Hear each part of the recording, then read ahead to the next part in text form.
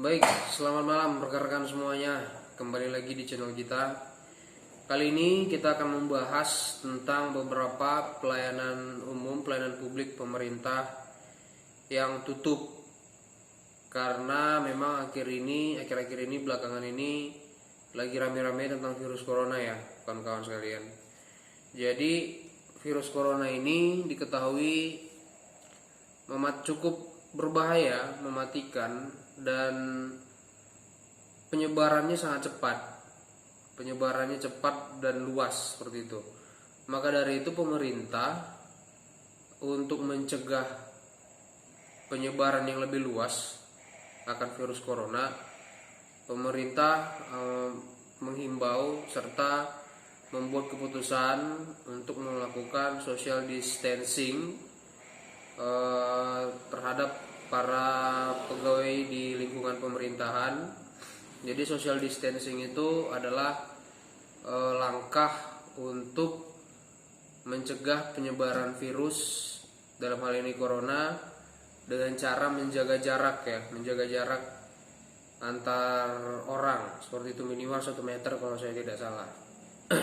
Jadi kalau di kantor saya sendiri pun sudah diberlakukan hari ini mulai tanggal 16 Maret 2020. Jadi mulai hari ini kantor kami tidak menerima lagi wajib pajak yang datang untuk melakukan konsultasi, mengajukan permohonan atau apapun itu. Tapi bukan berarti pelayanan kami berhenti. Jadi kami tetap bekerja seperti biasa. Kami tetap melakukan kegiatan aktivitas seperti biasa, hanya saja yang biasanya kami mungkin bertemu dengan wajib pajak, kali ini kami tidak diperbolehkan untuk bertemu dengan wajib pajak. Jadi bagaimana, mungkin pertanyaannya bagaimana dengan pelayanannya, bagaimana dengan pelayanan yang selama ini berjalan di kantor pajak ya, seperti itu. Jadi perlu saya tegaskan rekan-rekan sekalian bahwa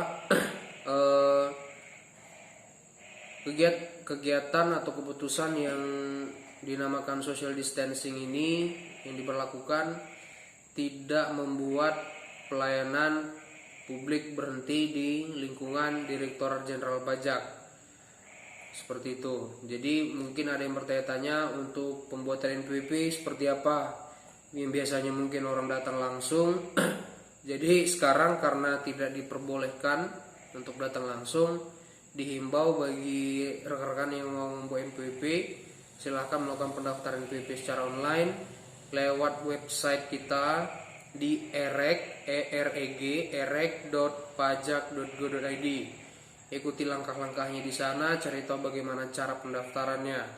Lalu yang kedua, untuk pelaporan SPT yang biasanya mungkin sebagian melaporkan CSP mengantar ke kantor pajak, sekarang kita himbau untuk melapor secara online dari website djponline.pajak.go.id, website pelaporan SPT djponline.pajak.go.id. Lalu untuk rekan-rekan sekalian yang mau melaporkan SPT secara online, yang mau buat akun DJP online tapi lupa tapi belum aktivasi EVIN, rekan-rekan sekalian bisa mengajukan aktivasi EVIN. Dari mana? Biasanya kan rekan-rekan sekalian datang ke kantor mengajukan permohonan dengan memberikan syarat-syarat berupa fotokopi KTP dan NPWP untuk orang pribadi dan akta perusahaan bagi perusahaan dan lain-lainnya. Jadi sekarang kita himbau untuk melakukan permohonan lewat email ke kantor pajak masing-masing. Jadi silakan ditanyakan email apa yang bisa sebagai sarana untuk mengajukan permohonan aktivasi EVIN. Tanya ke kantor pajak terdekat. Nanti biasanya kalau di kantor kami sendiri ada satpam yang memberitahukan saluran informasi mana yang bisa digunakan, salah satunya email, seperti itu. Upload, kirimkan foto KTP, foto NPWP, nomor HP beserta email.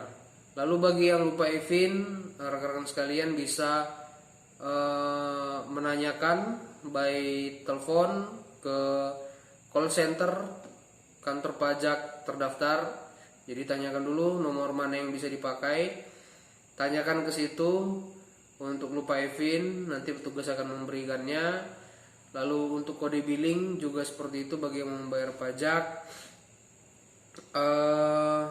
Lalu untuk permohonan-permohonan lainnya, misalnya mungkin ingin melakukan pengukuhan PKP atau pengukuhan kena pajak, atau melakukan PBK, pemindahan bukuan, atau penghapusan NPWP atau penonaktifan, itu semua bisa dilakukan lewat pos ya rekan-rekan sekalian. Jadi bisa di-download formulirnya dari internet.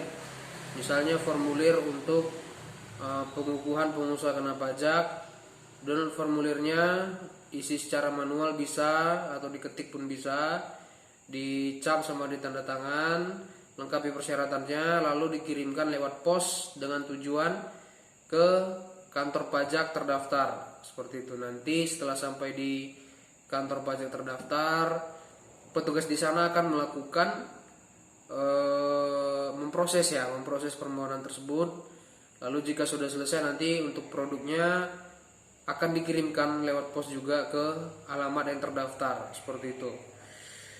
Lalu kalau misalnya rekan-rekan ingin melakukan konsultasi yang biasanya datang langsung ke kantor tatap muka, sekarang diganti dengan tetap konsultasi, hanya saja mungkin beda saluran ya. Biasanya tatap muka ini jadi telepon atau email atau WhatsApp. Nah, jadi pun kami yang mungkin biasanya menerima konsultasi dengan wajib pajak, jadi wajib pajak tetap berkonsultasi kepada kami tapi lewat call center, nomor HP atau nomor HP kantor pajak terdaftar, seperti itu. Nanti akan kami layani di sana. Lalu hal yang tidak kalah penting, mungkin ada yang takut juga ya, takut lewat batas pelaporan SPT, baik itu SPT tahunan maupun SPT masa. Jangan khawatir, perpanjang batas pelaporan diperpanjang 1 bulan. Jadi untuk yang orang pribadi SPT tahunan biasanya 30 Maret ya. Nah sekarang jadi 31 Maret, sekarang menjadi April, akhir April itu batas pelaporannya. Lalu untuk yang SPT masa, biasanya kan melaporkan SPT masa bulan Februari, lapornya di Maret, sekarang lapornya di April Bapak Ibu sekalian. Jadi nggak usah takut ya. Dan untuk kantor pajak seluruh Indonesia, mulai hari ini untuk TPT dan helpdesk layanan akan diberhentikan sementara dan diganti dengan layanan online seperti tadi atau telepon, dan akan buka kembali pada tanggal setelah tanggal 5 April. Jadi tanggal 5 April masih tutup, setelah tanggal 5 April sudah buka. Kita sudah beraktivitas kembali, mudah-mudahan tidak ada halangan, kita bisa melakukan kegiatan kita seperti biasa. Seperti itu. Nah rekan-rekan sekalian, jangan lupa jaga kesehatan, makan yang sehat, istirahat yang cukup, cuci tangan, setiap memegang benda-benda yang sering disentuh orang lain, lalu waspadai di sekitar kita, kira-kira siapa orang-orang yang ada gejala lah ya, gejala flu, batuk, pilek, itu kita jaga jarak dengan mereka. Itu dulu, sekian dulu informasi, saya rasa ini sangat penting untuk kita semua. Jadi bukan berarti dengan diberhentikannya layanan front office maka berhenti juga pelayanan. Tidak, pelayanan kita tetap berjalan. Rekan-rekan sekalian tidak usah khawatir, tidak usah takut, dan batas pelaporan yang berpanjang. Sekian dulu, mudah-mudahan bermanfaat. Jangan lupa di like, komen, dan subscribe. Mudah-mudahan bermanfaat bagi kita semua. Terima kasih, selamat malam.